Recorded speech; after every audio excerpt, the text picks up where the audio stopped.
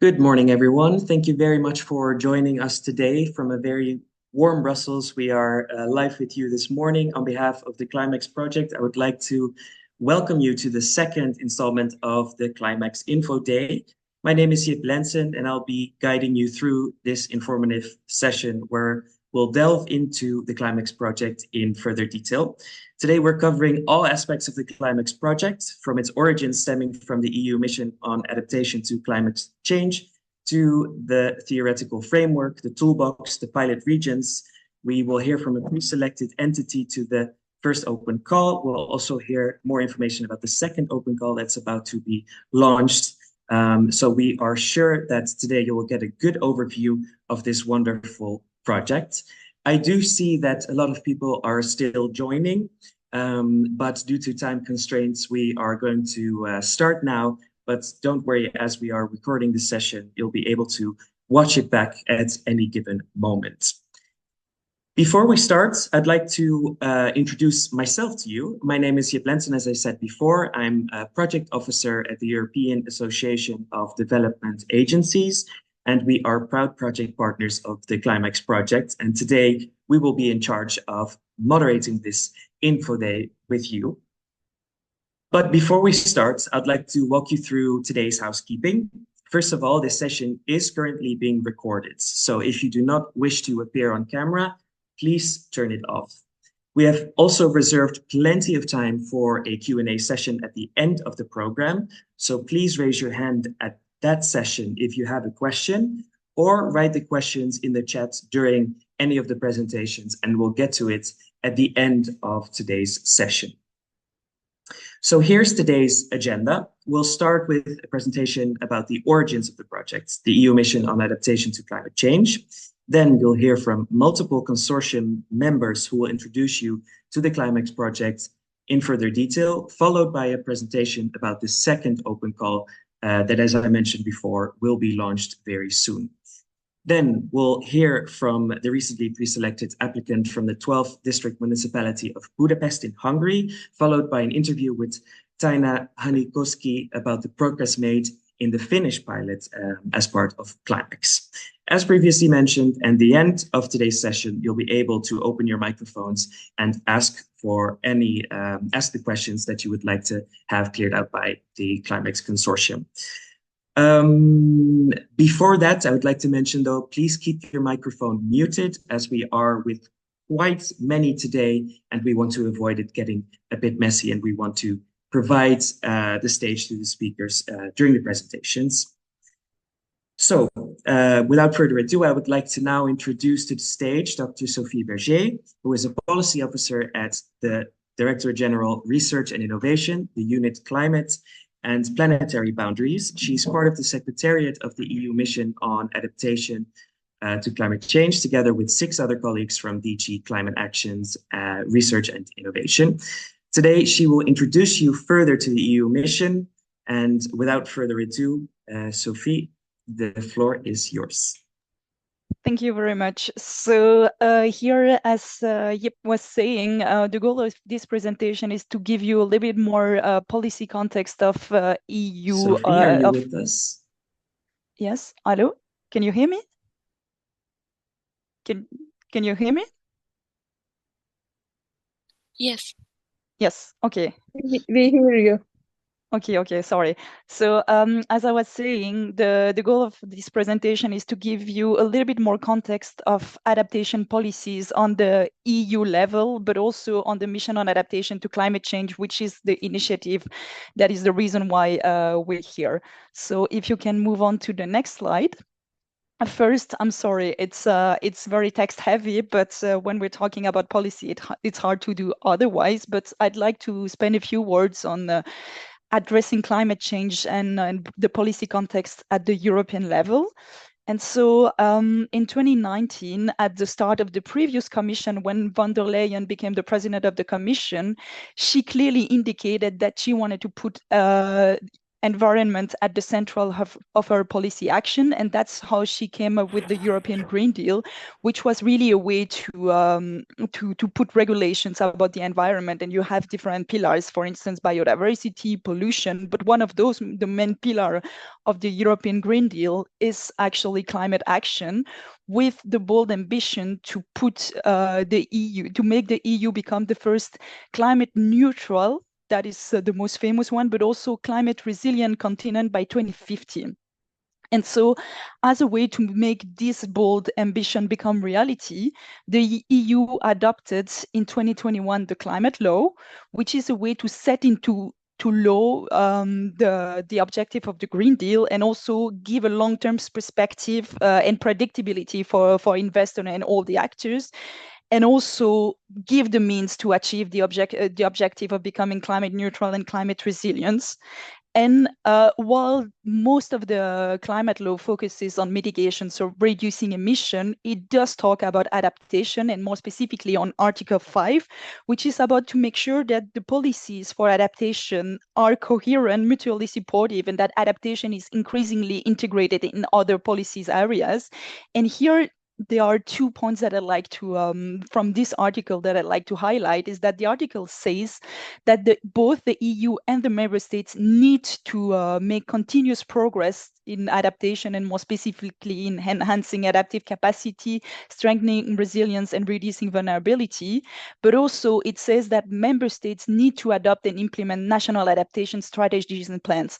And so it really sets all the building blocks to reach climate resilience by 2050.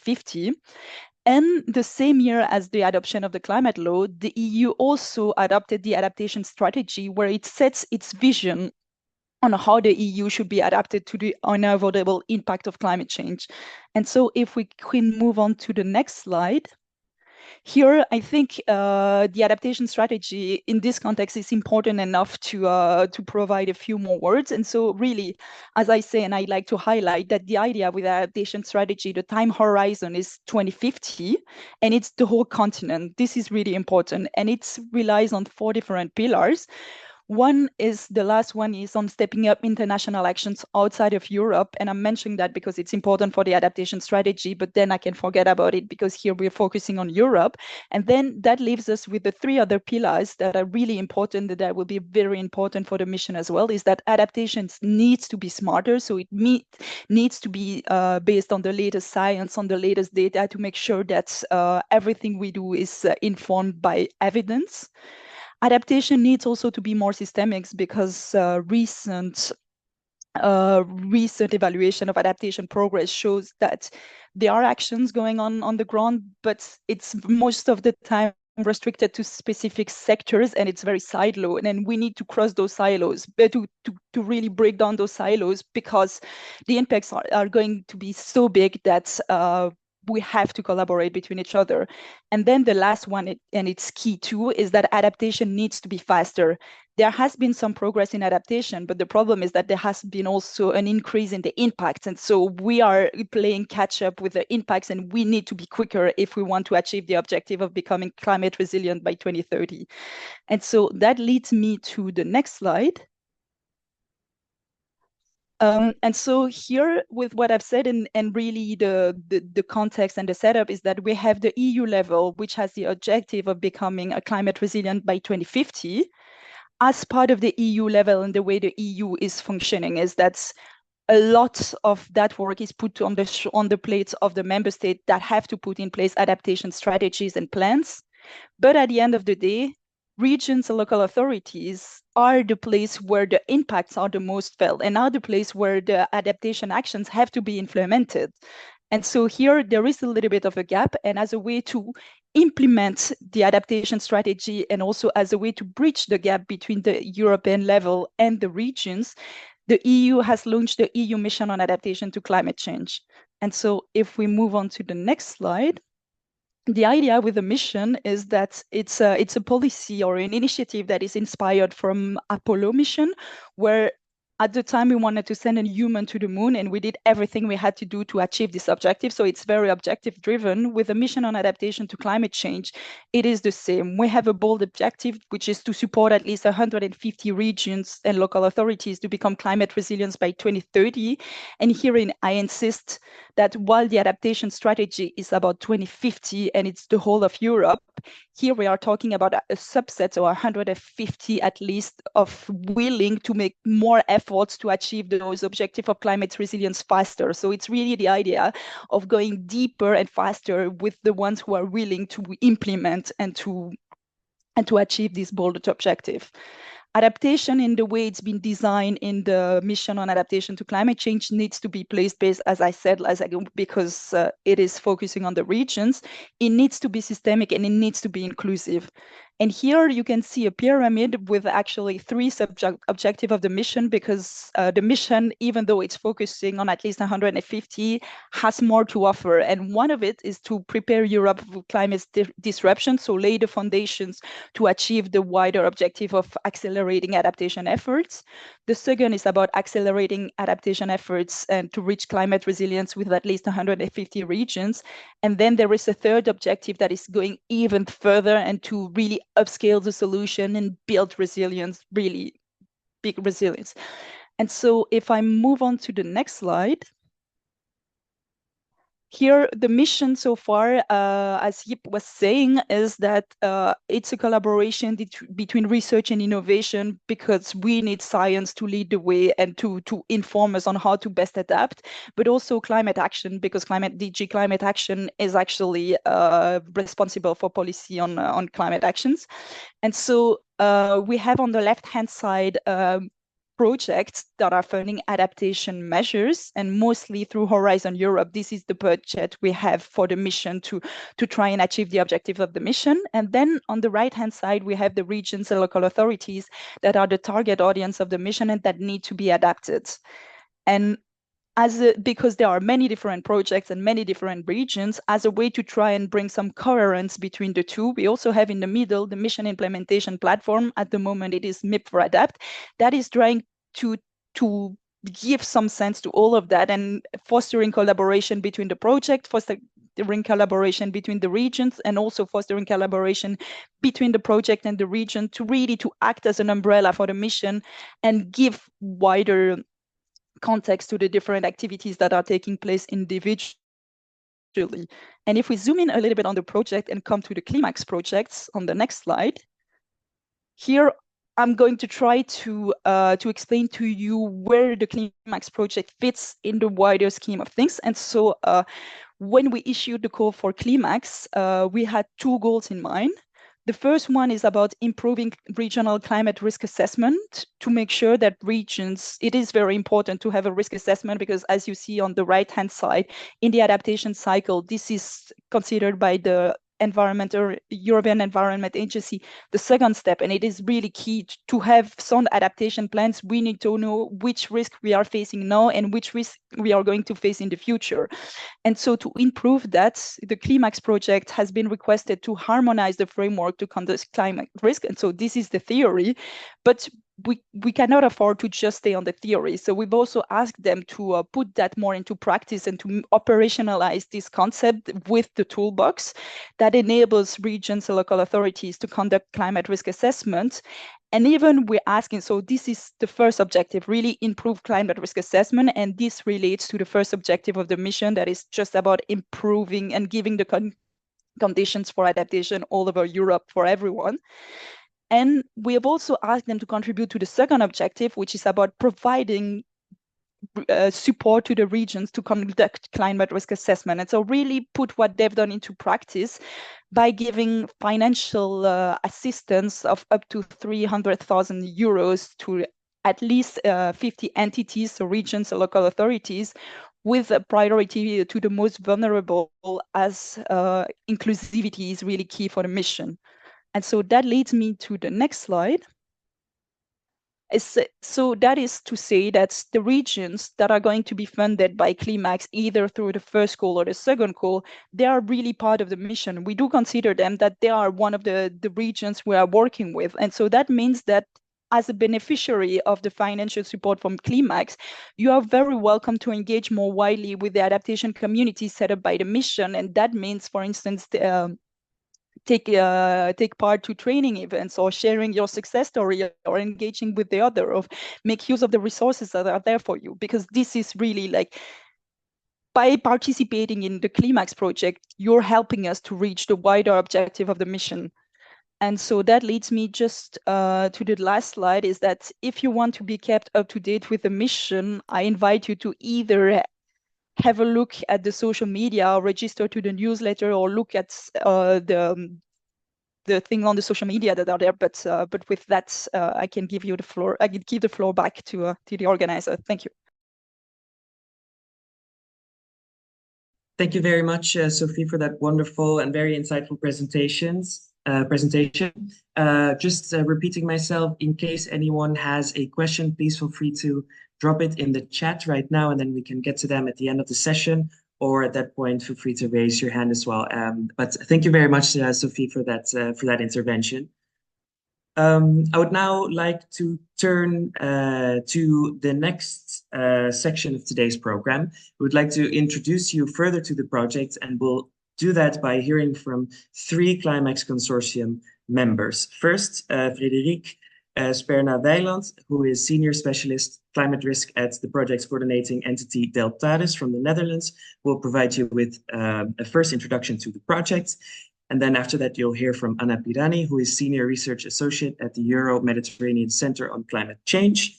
And then finally, the floor will be available to Christopher Polster, who is Research Software Engineer, Development Section, Forecast and Services Department at the European Center for Medium Range Weather Forecasts, who will discuss the project in further detail at that point. But I would now like to first give the floor to you, Freddy. Feel free to go ahead. Yes, thank you for the introduction, and also introduction the mission on climate adaptation, because my story will directly link to that. As said, so CLIMAAX aims to provide a flexible and standardized method to do regional climate risk assessments. Next slide. I'll provide you with a brief summary of what we've done so far, and show you where we stand at the moment. So our project started in 2023, and I must say that these first 1.5 years have been dedicated to making developments and to actually being set up to start hosting these open calls and have the facilities and tools available for the regions that apply. So we developed a multi-hazard climate risk assessment handbook, which is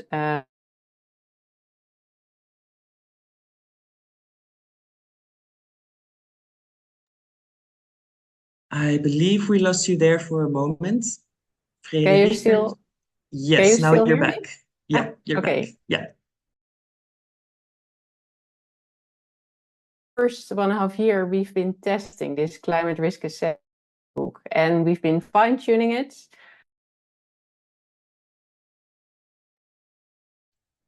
I believe we lost you again. Perhaps we could try switching the camera off, and then we can, the internet quality usually improves a little bit, so then we can hear you. Okay, let's try it like this. Sorry for that. So we're working with 5 regions who have tested the assessment handbook so far. So we're with Slovakia, Finland, Catalonia, Portugal, and Latvia. And what we noticed from that they're quite diverse, and they also experience different hazards. So it really helped us to tune our services to really support climates of hazards, of vulnerabilities. As you know, the first open call was launched in December, closed in March, and the regions have been pre-selected nearly. Can you give me a new slide? And another. They're ready to start using the tool. So this is the CLIMAAX framework that is available through the handbook online. It's not only accessible to the fund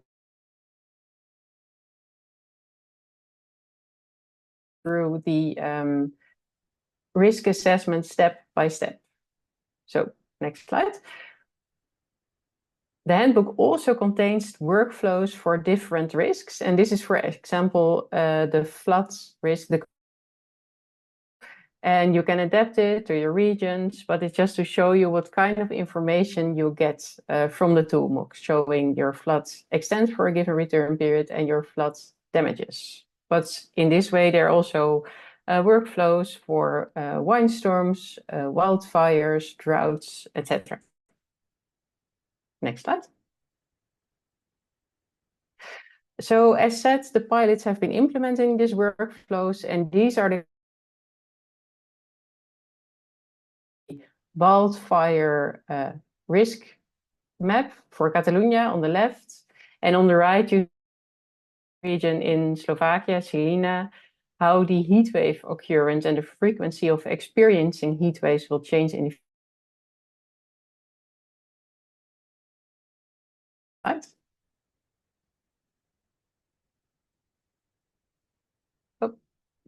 Yeah, so next to providing the funding and hosting the calls, we also want to learn something from you applying regional climate risk assessments. So in the coming years, we want to fine-tune our regional support service, and we really want to ensure that we have a standardization of our climate risk assessments and ensure that we connect to the European policies on adaptation. So we're helping you, supporting you in doing your climate risk assessment, and by that we want to learn from you all. Okay, thank you. Thank you very much for that presentation, Frédéric. Very useful information and a good introduction into our project, I would say. I would now like to open the floor to Anna Pirani, who will delve into the world of climate risk assessments a little bit further. I believe you would like to share my screen if I'm wrong, Anna. Yes, please. Thank you, and sorry for being complicated. No worries at all. Feel free to share your screen. So it's still saying participants. The host has disabled participant screen sharing. So maybe I need to be given some sort of permission. All right. How about now? Yes, it should be there in just a second. Perfect. Okay. You just see in presenter mode. Let's try like this. Yes, perfect. Better? Okay. Fantastic. So thank you very much. Yeah, thank you for inviting me to this open session, open day. It's really nice to be part of this meeting. I'm Anna Pirani. I'm part of the Euro-Mediterranean Center on Climate Change Consortium member, and I here introduce to you my colleagues who are working on the project. So I'm just going to introduce really the treatment of climate risk overall and why this is so important, why we are putting so much effort building on what Sophie Berger was saying earlier to really improve our capacity to address climate risk.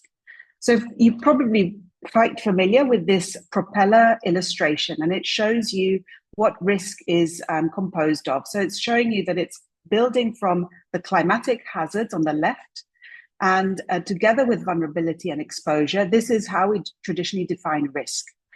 Now, the latest IPCC assessment report, so we're building on the latest best available science, shall we say, has shown that our understanding of hazards has improved. We see that there is a more complex landscape in terms of the hazards that we're experiencing in our local context. They are of a larger magnitude, they're increasing in frequency with global warming, they're occurring in new locations, there are different timings, and also new and novel combinations.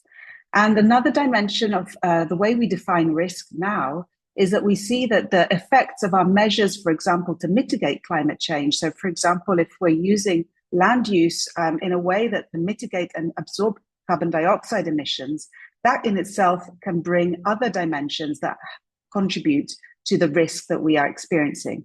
And furthermore, you see this diagram has got various symbols and arrows, and this is showing you how the interactions between the hazards, vulnerability, exposure, and response dimensions are dynamic, and they can be having effects in different directions, in multiple directions. So it really highlights the need to treat climate risk in both an integrated way and also in a multidimensional way. So just to illustrate a little bit more the conceptualization of climate risk from the latest IPCC report, it's put the interactions between human society and ecosystems together with climate change into the full picture, because in the end, these interconnections are essential to understand also in terms of how we develop our responses and our adaptation actions. And we know that climate change is causing impacts and risks. You can see in the red arrows the detrimental effects they are causing to human society, to ecosystems, including biodiversity. We may be able to adapt to these impacts, though we also face limits to adaptation, and we could be facing losses and damages. There's also a sort of opportunity in these interconnections, because through our measures, human society can preserve ecosystems and biodiversity, and they in their turn provide services that are extremely beneficial to our existence, obviously. Now, in the report, there's a sort of comprehensive assessment of how we shouldn't necessarily just be considering our context in terms of adapting to the current conditions. We should be thinking in the long term, and we should be integrating all these interactions to build a long-term resilience, not just to the impacts we're experiencing now, but also to how these may change in the future, the interplay of the different dimensions of this complicated sort of risk framing. And in that way, we are able to build a more long-term perspective that takes into account, for example, also less frequent, sort of low likelihood, but possible outcomes. So it's far better preparedness in the long run. Now, coming back to the CLIMAAX context, Frédéric already illustrated this, but we know that within Europe, we are facing multiple different hazards. We also have at our hands a wide resource of data, multiple data sets and sources, and we have very different contexts that we're working in, different climate adaptation and civil protection needs, and our diverse regions and context. And we have been very fortunate in the project to be able to work with 5 pilot regions, and you see their distribution across Europe. It's very sort of comprehensively, shall we say, touching across the different regions that we have in Europe. Now, one of the first things we did within the CLIMAAX project was to systematically review the national adaptation plans and strategies, what is published in the peer-reviewed literature on our current understanding of climate risk, and the methodologies that we're using in Europe at the moment. And actually, it was quite stark to see that there is still quite a wide use of outdated concepts. So, for example, just assessing impacts or perhaps considering vulnerability rather than incorporating a more comprehensive risk perspective. And there are also technical barriers to using all of these resources that we actually do have available. And we need to further extend our consideration of the more complex characteristics of risk. So these multi-hazard, compounding and cascading risk aspects. And there is more to be done on the way we treat vulnerability and exposure. In addition, we flagged, as a result of this review, the need to also consider including these effects of our response measures. And we need to not only look at quantitative assessments of risk consequences, but also qualitative aspects. So not necessarily only the monetary side of the consequences of these potential impacts. And we need to enhance our understanding and our awareness of possible maladaptation that can result from measures that we are implementing, perhaps in a more siloed way. There could be consequences that come from those measures that may lock us in actually to more maladaptive outcomes. And finally, we really flagged the need, we saw the need to enhance across our work in the regions, more stakeholder engagement in the co-design of these measures, policies and strategies. That said, we did see a wide range of very good practices. So in fact, our deliverable on this topic highlights many different practices that are going on within the regions. And we really need to find a way that brings together the experiences and builds our capacity collectively. So this is just to conclude, to remind you of the role of CLIMAAX in all of this, in the big picture that Sophie presented earlier. It's really at the foundational part of the mission adaptation to enhance our capacity, to better understand risk, and to build a framework, as Frédéric just explained, that can build on the best available science and give us a coherent approach across the regions so that we are able to collectively build that capacity in addressing climate risk. So I stop there and I hand over the floor so you can hear more in the details of what this involves in the project. Thanks. Thank you very much, Anna, for that great intervention. I'll share my screen again. I would now like to give the word to Christopher Polster, who is involved in the development of the Climate Risk Assessment Handbook and maintains the computing and user supporting infrastructure for the CLIMAAX community. Christopher, the floor is yours. Thank you. Hello, everyone. My name is Christopher. I'm from the European Center for Medium Range Weather Forecasts. And if you will go to the first slide, I would like to introduce you to the CLIMAAX toolbox and handbook that Frédéric already mentioned before. And so we can directly get into the next slide. And yeah, you've seen this before. So this is so our handbook comes in the form of a website which contains the climate risk assessment resources that are being developed and put together and shared by the CLIMAAX project. You can access this already now. Our website is handbook.climaax.eu. I will share the link at the end of the presentation as well. And I'm very happy to tell you that this is open for everyone. This is independent of your relationship to the project. Everyone can access these resources. They are free for everyone. Next slide, please. The contents of this handbook are created by climate risk assessment experts from the CLIMAAX project. There's lots of knowledge, tools, data, how to access them, what data is required, and experiences from our participating regions and the selected regions will also go into the handbook. At the moment, the two main blocks of content you find in the handbook are on the framework for climate risk assessment and the workflows. So next slide, please. The framework, Frédéric briefly talked about it before. I will also not say much more. It's this 5-step operational process for implementing or carrying out the climate risk assessment. Next slide, please. And you will find comprehensive descriptions of those 5 steps within the handbook with illustrations to guide you along, and importantly also a set of guiding questions which are required to be answered as you move through the framework. And these are all available on the website and put together there for you to have a look at and work with. Next slide, please. And the other important bit and part of this handbook are our workflows.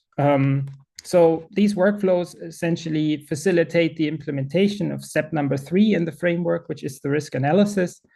And we have them for various hazards. So flooding, droughts, heat waves, fire, snow, wind, and heavy rainfall. Next slide, please. And if you look into one of those workflows, and there can be multiple per hazard.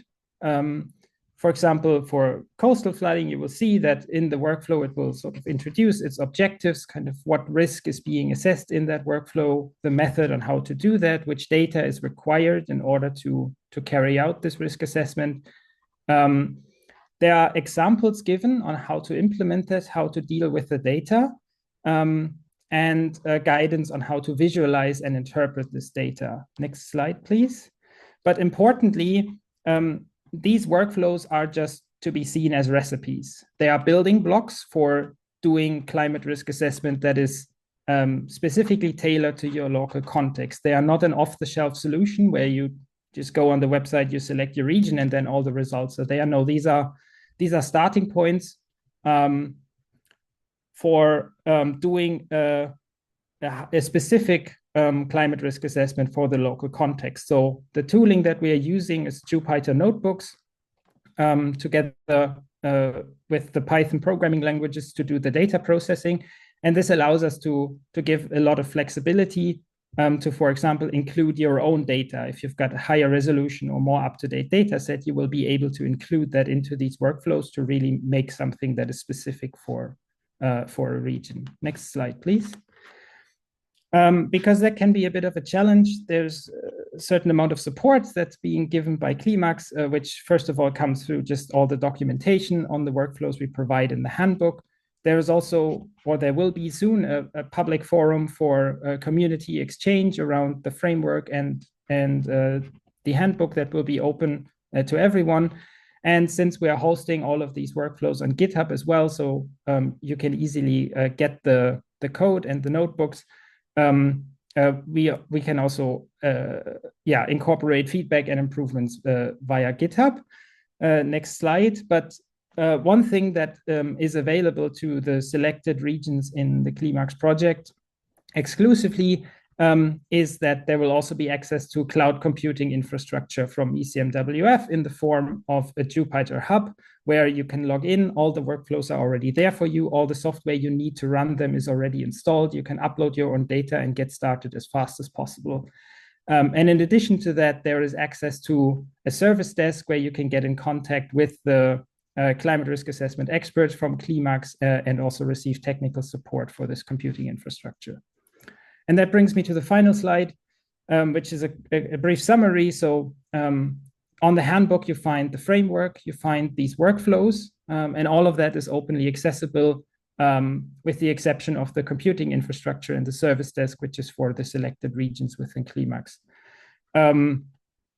And one thing I want to note here at the end is that this handbook is a constantly evolving document. So through the experiences we gather in the CLIMAAX project, this handbook will continue to improve. You're already seeing a lot there right now, but I'm sure if you go back in 2 months, 4 months, a year, it will just have become better. And with that, I hand back to Jip. Thank you. Thank you very much for that, Christopher. I think that is a very, very important intervention as well, to see what tools are available for people joining the CLIMAAX initiative. And I'd like to thank you very much for that. And now that we're very much introduced to the CLIMAAX project, I think it is time to also understand how you can become part of this transformative initiative. I'd like to introduce Paulina Jankowska, who represents Funding Box today, CLIMAAX consortium partner that supports the open call management process. Drawing on years of experience with Cascade Funding, Funding Box shares recommendations on the evaluation and selection process within open call management. And Paulina is the project lead at Funding Box and will tell you everything that you would need to know about the second open call that will soon be launched. So, Paulina, the floor is yours. Thank you so much, Ip. Good morning, everyone. As said before, I'm representing Funding Box, and during today's webinar, I will briefly present you the Cascade funding mechanism and the CLIMAAX second open call. Next slide, please. Yes, CLIMAAX second open call will be launched from the 1st of July to the 15th of October 2024. During the open call, we will organize 2 online events on the 9th of July and the 10th of September, during which we will present the detailed information about the open call, the application process, the platform. During these online events, all participants will have the opportunity to ask any questions. We are planning to have the Q&A session. So after launch the open call, the website will be available. The application form will be presented to all the applicants. And if you have any question, we are here to support you. After the deadline, 15th of October, the CLIMAAX consortium partners will start the evaluation process. It's very complicated and have 5 steps. So we will evaluate your proposal by the end of the year. Next slide, please. So who can apply? CLIMAAX consortium partners looking for the public bodies with the mandate or responsibility to develop climate-related multitask assessments and risk management, or non-profit legal entities representing local or regional communities developing their activities in areas with vulnerability to climate change impacts. All detailed information about the mandate, what kind of documents are needed to approve the mandate, will be shared in the open call package of documents. So shared detailed information you, of course, will find there. And we are invite you to the info days to ask any question that will be arise. Next slide, please. So what we can offer, if you will be selected, CLIMAAX consortium partners offers you financial support up to 300,000 euros, and the maximum amount of the financial support depends on the country you are from. The financial support is calculated based on the country correction coefficients index. We prepared the table in the documents for each country. So in the documents, you will find information what financial support is available for your country. Of course, we will give you access and support to use the multi-risk assessment toolbox mentioned before during the project coordinator presentation. And our beneficiaries have access to our event, like today, 2 of our beneficiaries will present their success story in the application process. And so we are looking for the very good project to support them in these 3 criteria.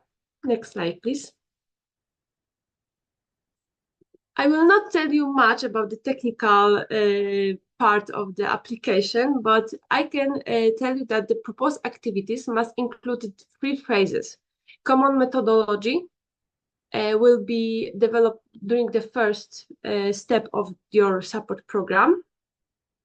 In the step 2, you have to refine regional local analysis and risk assessments.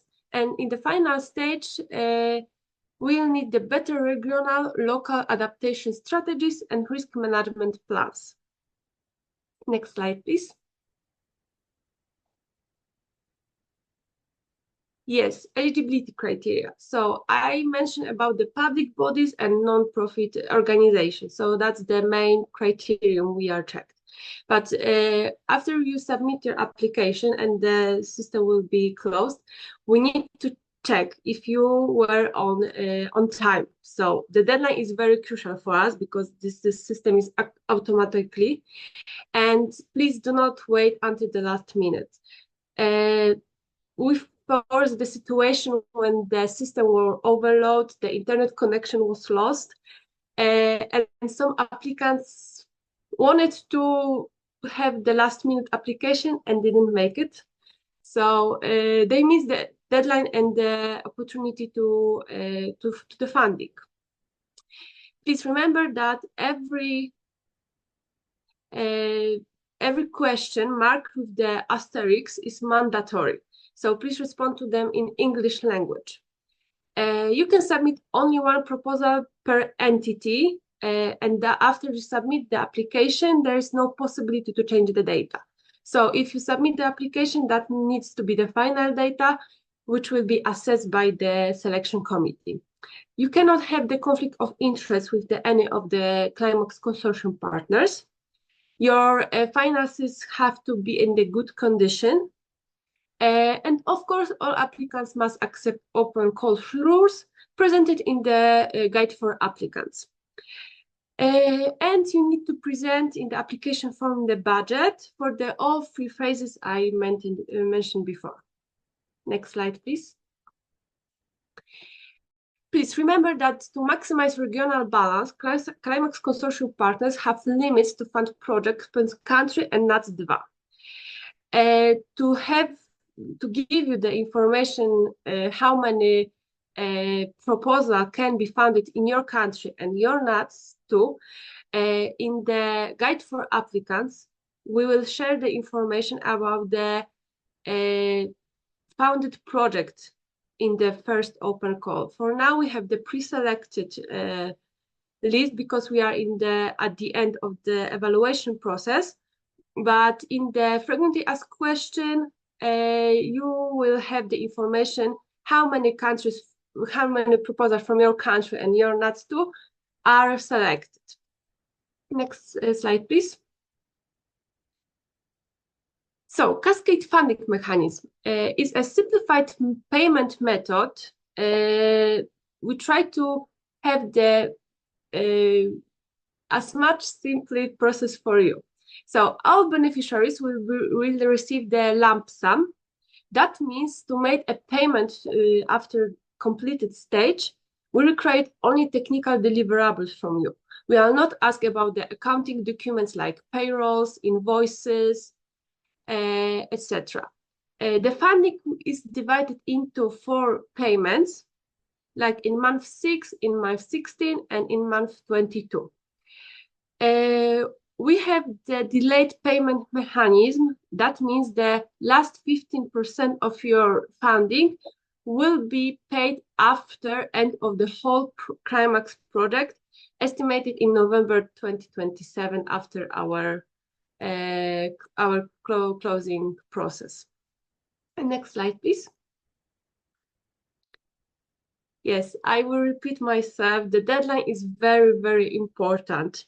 Anything can happen, and it will be a very big loss if you miss the opportunity to take part in this amazing project. So please remember, 15th of October, 5 p.m. is the last moment you can submit the application. We have open call open more than 3 months, so it's a very big, a lot of time to prepare the application. So please do not wait for the last minute. Next slide, please. Of course, we are available for you under the help desk CLIMAAX. So anytime you can contact us.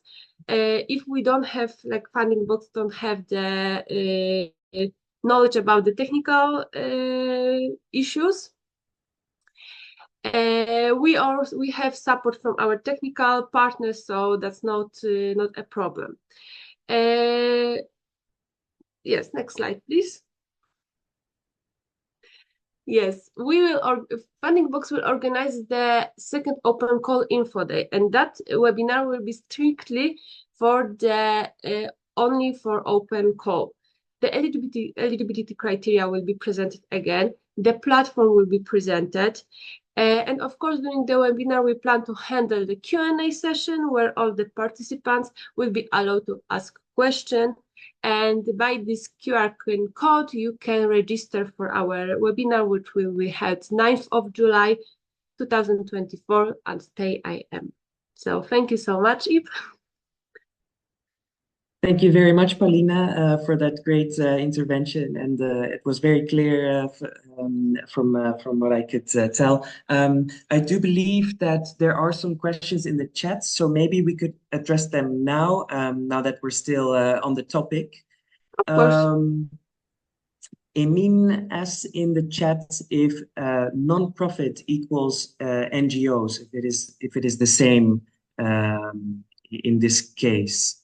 For us, the very important is the mandate. So if you have any individual question about your situation, you can share the information by the help desk in the private email, and we try to address your problems. But the eligibility check, this detailed will be after the closing the open call. So the best way is to contact us if you have individual situation.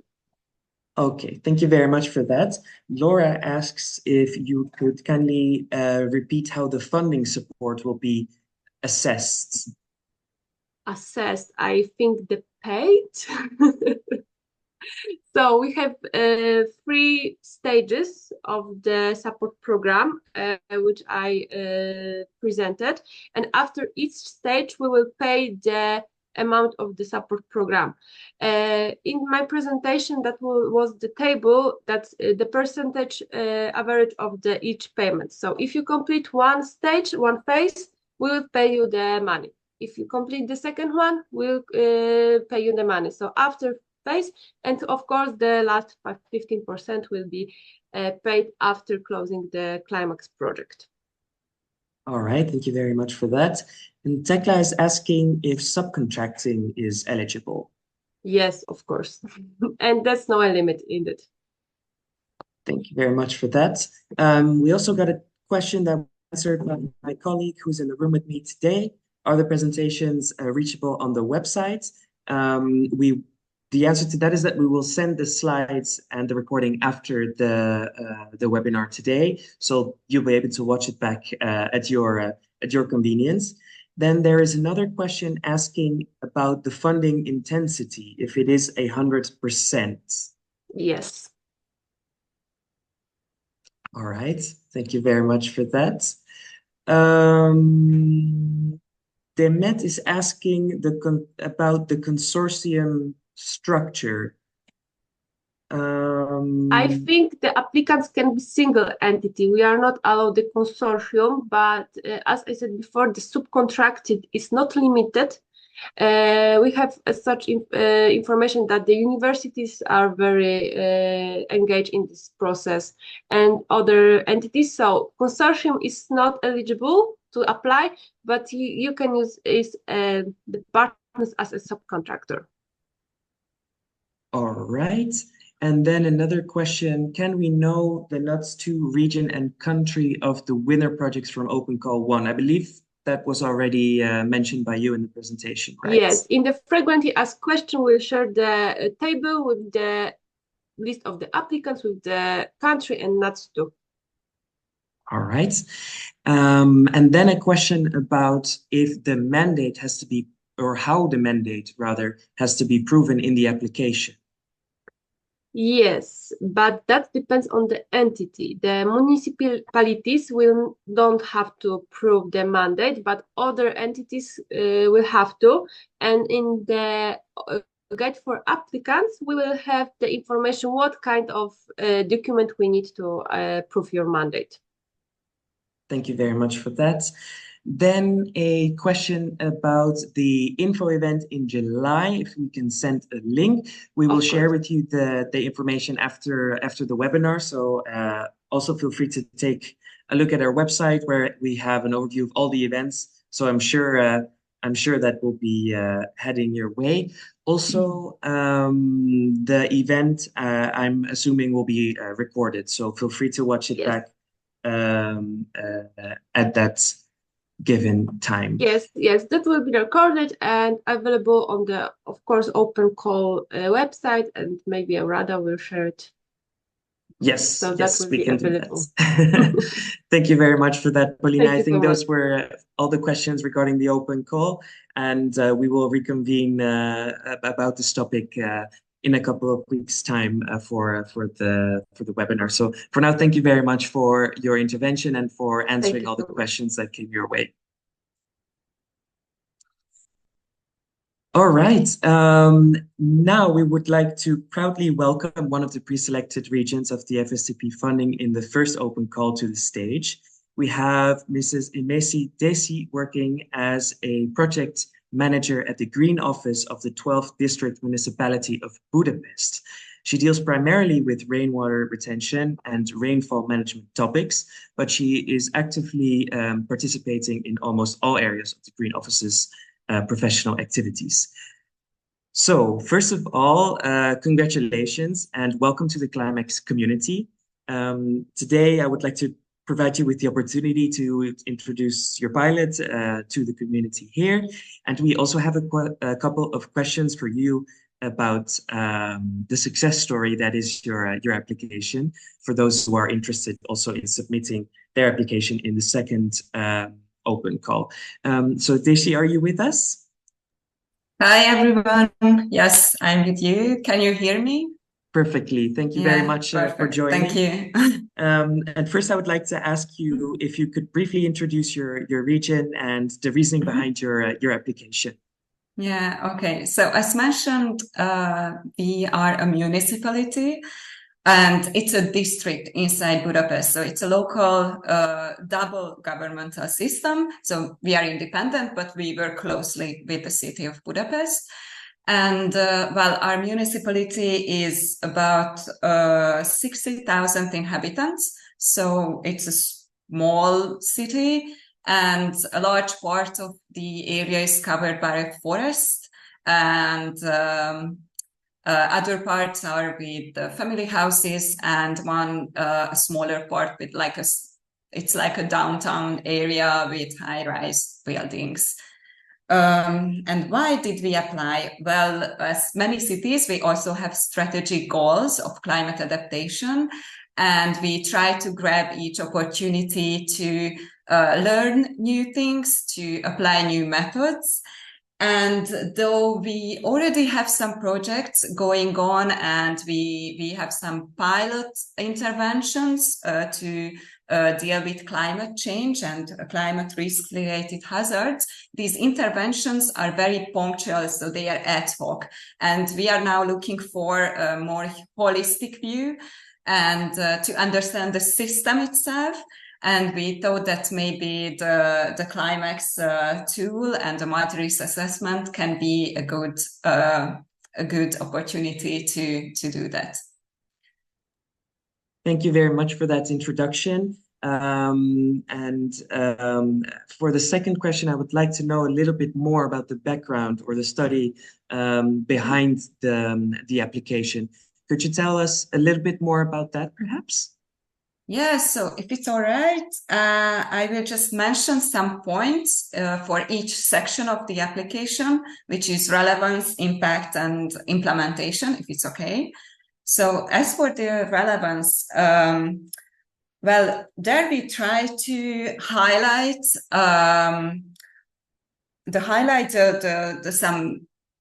relevant, the importance of our application, starting from the local characteristics. And it can be both the social and the environmental part, but also the institutional part.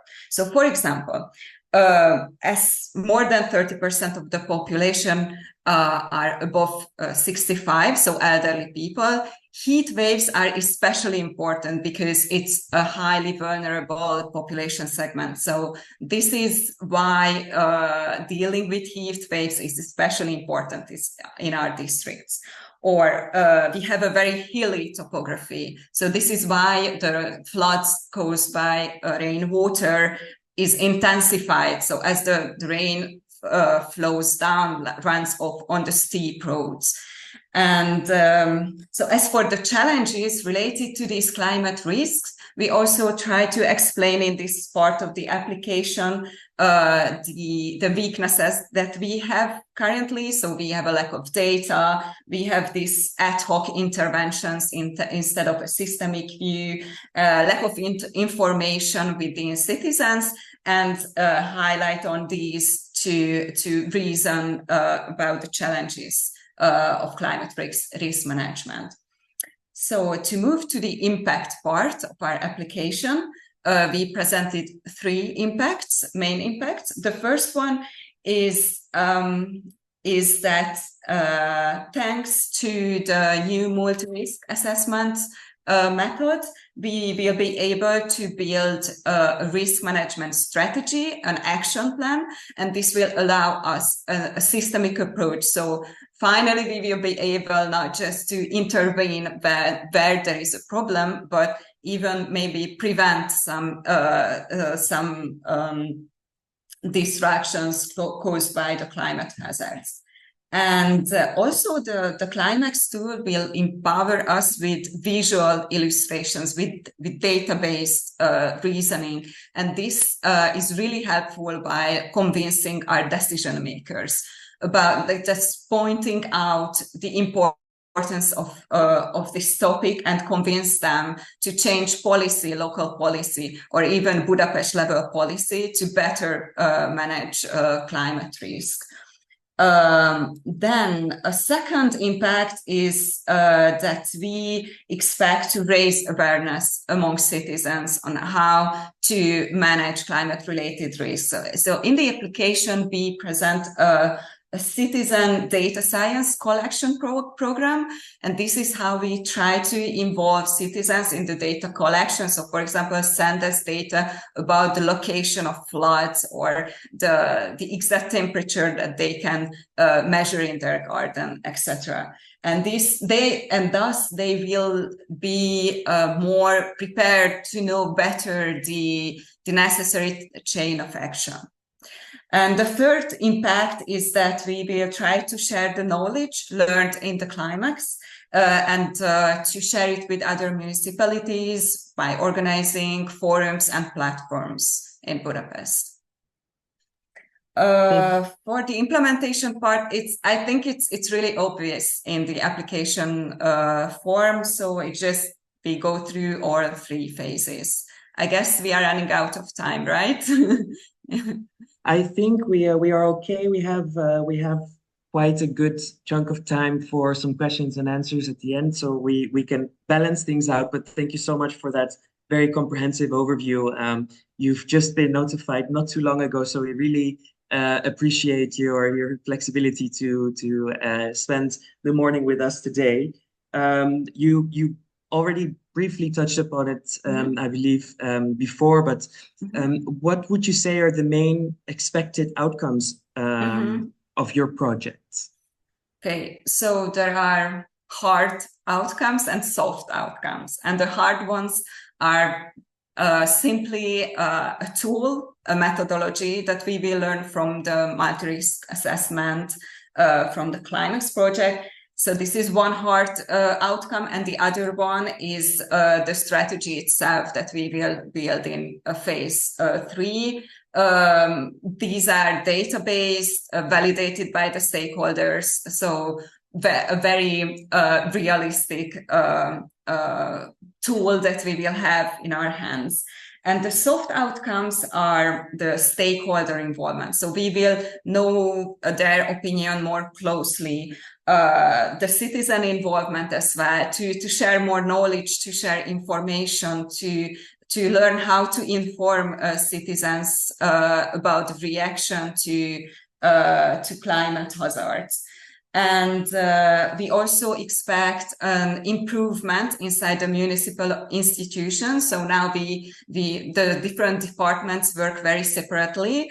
And in this project, we try to involve different departments like the healthcare department, infrastructure department, urban planning, the green office, and work all together around this topic. This will help us to improve the organization.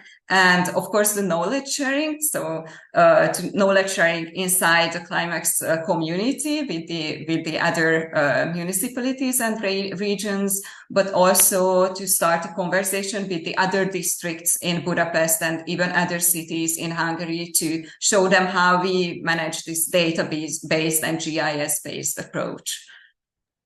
Thank you very much. I think that is a great impact that the project is planning to have, and I find it very inspiring. So thank you again for introducing your project to us. I'm inspired by a question that I just saw in the chat.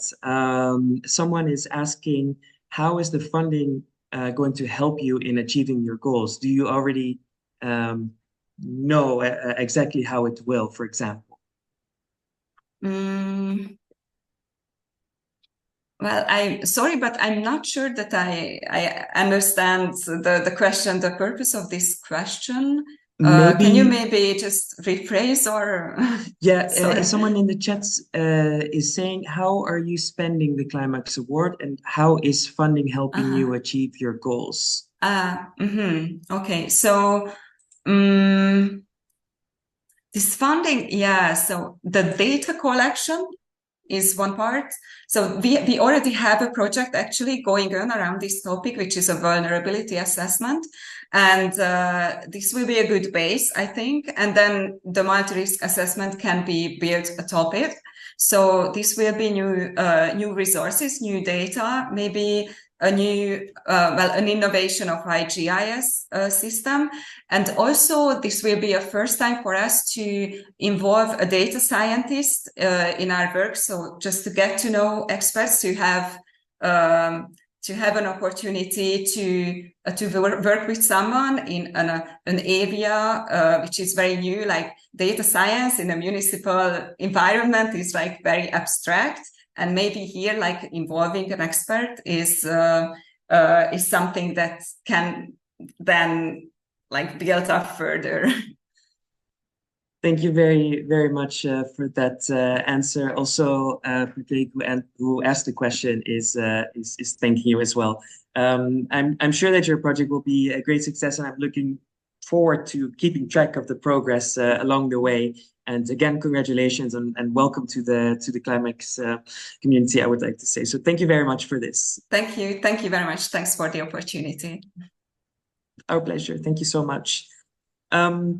Now we would like to hear from a region that has already been in the process for a while longer as a pilot region in the CLIMAAX project.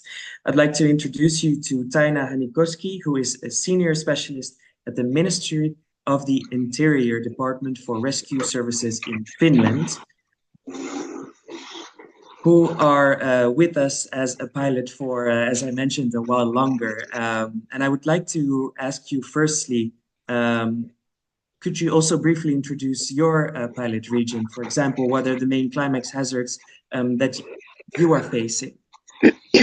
Yes, hi. Hopefully you can hear me well. Thanks. Great. Thanks, Deep. Thanks for having me. So my name is Taina. I come from Finland. I work for the Ministry of the Interior. And in our pilot, we work together with the Finnish Meteorological Institute and the Emergency Services Academy of Finland. And for this pilot, we chose two main risks. The first one is forest fires. As you know, Finland has a lot of forests, and it is estimated that the forest fire risk will increase in Finland due to climate change. And this is also supported by the scientific evidence that Northern Europe is warming up more than some other regions. And even though our risk management at the moment is quite good, this might cause us a lot of troubles in the future with the new kind of climate. And we are mainly focused in three areas in forest fire risk or wildfire risk. One is the risk related to emergency response, so fire and rescue services capabilities and overall preparedness for the risk. The second is awareness raising and human action, because we know from data collection that human activity is the main cause of forest fires in Finland, as I imagine in many other countries as well. And the third topic we are interested in is the damage to building and infrastructures. And we are very interested in what are the high-risk areas of forest fires in the future. And to implement the risk in our pilot region, we have focused on two different kind of regions, Southwest Finland and North Karelia. These are two very different kind of regions. Southwest Finland has a lot more population and urban setting, and North Karelia is an area with a lot of forests and not that much population, but they have a lot of forest and hiking trails and national parks, which means a lot of people, especially during the summer, and this is then a potential risk for more forest fires, and also a challenge in terms of communication and awareness raising and possible evacuation. And we are also interested in floods, and we will do some work on floods, but this work hasn't started yet, and we will focus on that in the second half of 24. Thank you very much for that great introduction. As I mentioned in the beginning of this interview, the pilot is running for a while now, about a year.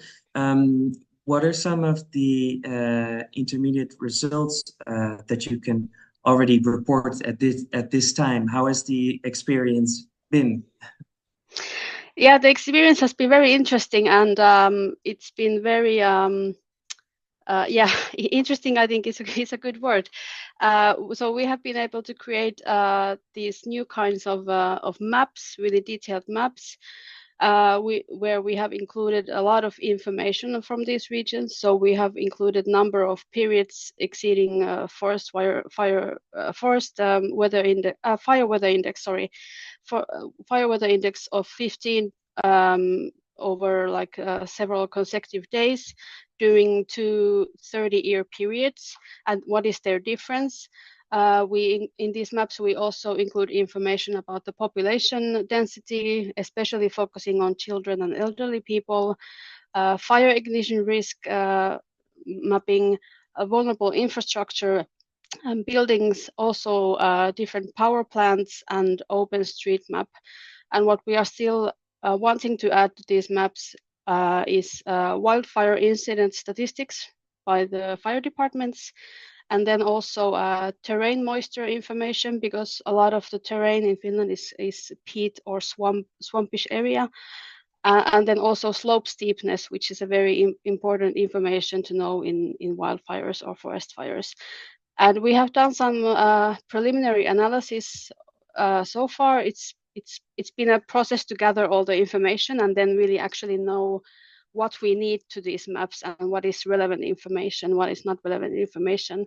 But we can already see that that there is a change in annual fire season length when the fire weather index is over 15 during, for example, 5 consecutive days.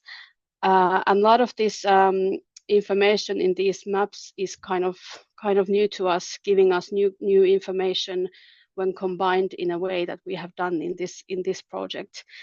And one of the big challenges that we come up is the visualization of the information. So when you have maps with so much information, it's really difficult to make it as clear and readable as possible, and make it really understandable information. So I think that's also a very important lesson that we have learned, that it's not just getting the information through the toolbox, but also how do we then display it and how do we make it understandable for the target groups that we are aiming to target and use the information with.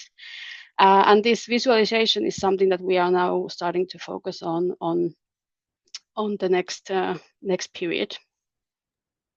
Thank you so much. And perhaps as a follow-up to that, how are you expecting to translate these results into that impact on the stakeholders and society at large, as you mentioned?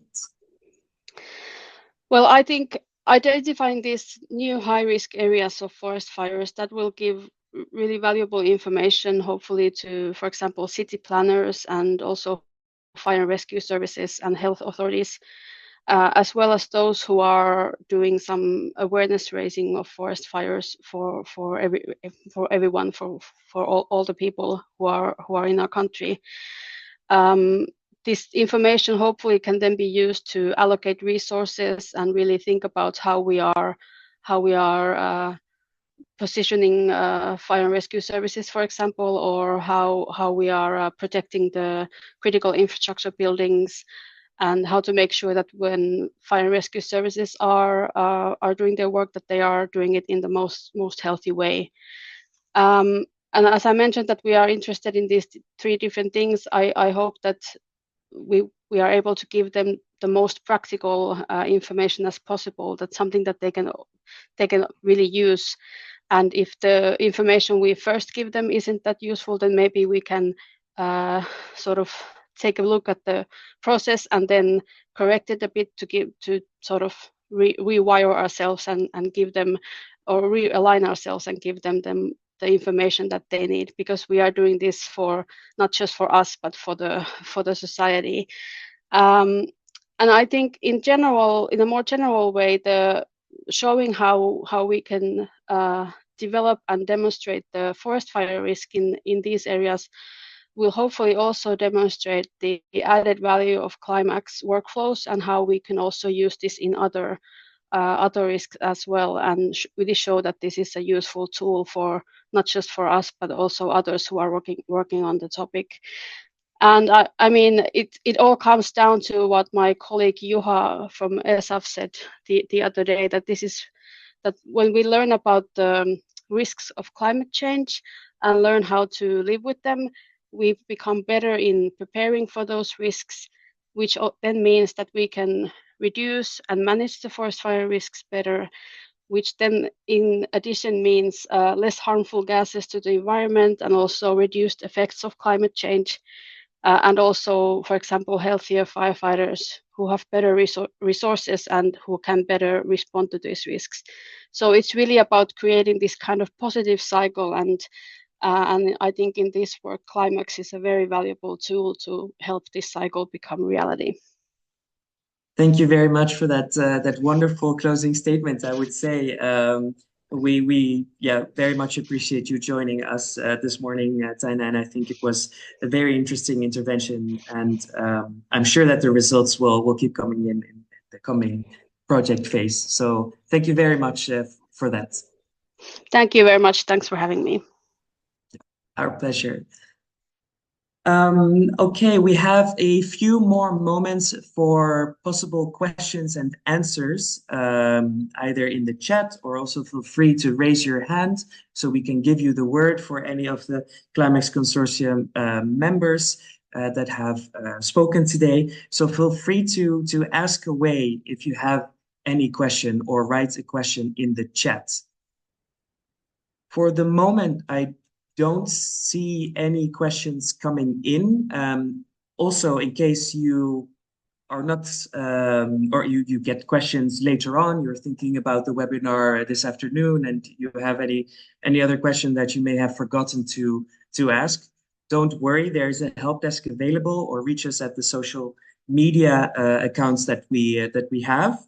And also we will make sure to reply to you there as well. In case there are no other questions, I would like to thank you all very much for joining today. It has been a real pleasure to host you this morning. It was for us a very inspiring session, and we would like to thank again all of the participants that have spoken today. I do have a couple of other announcements for you to make before I let you go. We have heard from the Finnish pilots today, but in the coming weeks, we will have more of these sessions on YouTube. We will hear from Latvia, Catalonia, and Selina in Slovakia. Their webinars will be premiered on YouTube live, where you'll be able to ask your questions in the chat. So please keep an eye out on our social media in case that you would like to watch these sessions. Without further ado, I would like to thank you all again for your attention today. We really appreciated you spending time with us this morning, and we hope that we gave you a great overview of the CLIMAAX project, and we would like to wish you a wonderful, hopefully sunny day ahead. So thank you very much, and see you the next time. Thank you.